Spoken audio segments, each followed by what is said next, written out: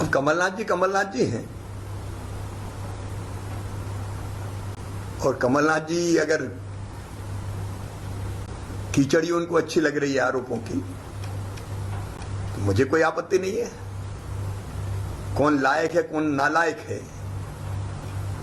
ये तो जनता तय करती है। अब वो खुद सोचें कि लायक कौन है और नालायक कौन है, जो प्रदेश को एक भाव से देखे, जो गरीबों का सम्मान रखे, जो किसान के कल्याण की योजनाएं बनाए, जो बेटियों का उत्थान करे, जो प्रदेश का विकास करे। वो लायक है कि नालायक है ये फैसला जनता को करना है, लेकिन उनको जरूर जवाब देना चाहिए। 15 महीने उनकी सरकार ने क्या किया? ये बड़ी लायकी का काम था कि मध्य प्रदेश के वल्लभ भवन को दलालों का अड्डा बना दिया। ये लायकी है क्या कि पूरे प्रदेश के विकास को ठप्प कर दिया? ये लायकी है क्या कि पदों के वहां रेट लगते थे सरकारी? ये लायकी है क्या लूटने के लिए विभाग बांट लिए गए थे? और ये बात केवल शिवराज सिंह चौहान नहीं कह रहा।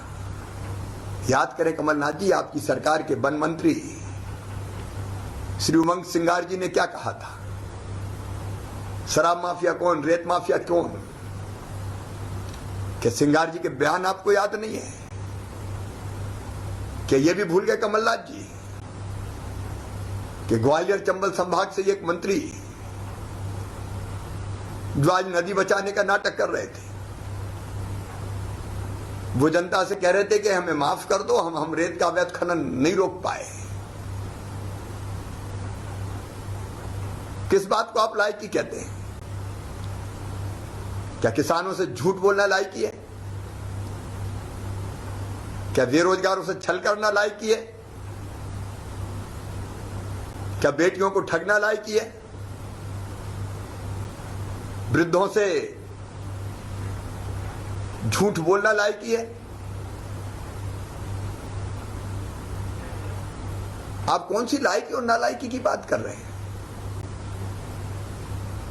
अब कौन लायक कौन नालायक ये तय करेगी जनता। मैं तो हर एक को लायक कहता हूं, और मुझे कोई नालायक कहे मुझे कोई फर्क नहीं पड़ता। मैं तो वैसे भी जनता का सेवक हूं, लेकिन जवाब तो आपको देना पड़ेगा। क्या ये लायकी है कि 15 महीनों में आप 5 मिनट के लिए भी कभी ग्वालियर नहीं गए? क्या ये लायकी है कि आज आप कह दो कि मैंने तो फलानी जी पे छोड़ दिया था? अच्छा, वो भी जिन पे आपने छोड़ने की बात कही, ज्योतिरादित्य जी, तब लायक थे जब चुनाव के लिए उपयोग करना था, और बाद में अब उनके बारे में आप क्या टिप्पणियां कर रहे हैं? क्या मुख्यमंत्री जब विधि द्वारा स्थापित भारत के संविधान के प्रति सच्ची श्रद्धा और निष्ठा रखूंगा और बिना पक्षपात और भेदभाव के सबकी सेवा करूंगा, और अब कह रहे मैंने तो ग्वालियर छोड़ दिया था? कितने भोले हैं कमलनाथ जी आप, और जनता इस भोलेपन को मान लेगी? बताइए, लायक पूर्व मुख्यमंत्री, जरा योग्य अस्पताल के निर्माण को आपने क्यों रोका? बताइए, जरा योग्य को अस्पताल को बाईपास सर्जरी कराने की सुविधा का पैसा क्यों नहीं दिया? आपको बताना पड़ेगा। चंबल एक्सप्रेस वे के निर्माण को आपने ठंडे बस्ते में क्यों डाला? आपको बताना पड़ेगा। ग्वालियर और मुरैना को चंबल से जो पानी लाने की हमारी योजना थी, जो मैंने मुख्यमंत्री रहते हुए तय की थी, आपने ठंडे बस्ते में क्यों डाला? आपको बताना पड़ेगा। आपके पास ग्वालियर संभाग, चंबल संभाग के जनप्रतिनिधियों के लिए 1 मिनट का टाइम क्यों नहीं था? क्यों आपने वहां के विकास के बारे में उनसे बैठ के बात नहीं की? आपको जवाब देना पड़ेगा। 10 दिन में 2 लाख रुपए तक का कर्जा आपने क्यों माफ नहीं किया? कर्ज माफी के झूठे सर्टिफिकेट पकड़ा के अरे अपने सहकारी बैंकों तक को पूरा पैसा नहीं दिया। कि ये बैंकों के साथ धोखा नहीं है? आपको जवाब देना पड़ेगा। किसान सम्मान निधि का पैसा जो प्रधानमंत्री जी सीधे किसानों को दे रहे थे, आपने उस पैसे को क्यों अटकाया? जब आप थे तब 50 लाख किसानों को भी नहीं मिलता था और हमने 5 महीने में बढ़ा के 76 लाख किसान कर दिए। आपको जवाब देना पड़ेगा। बाढ़ के हालातों में किसानों के बीच ग्वालियर चंबल संभाग में क्यों नहीं पहुंचे? लायक पूर्व मुख्यमंत्री 4000 रुपया बेरोजगारी भत्ता जवानों को क्यों नहीं दिया? लायक उप मुख्यमंत्री बेटियों के कन्यादान के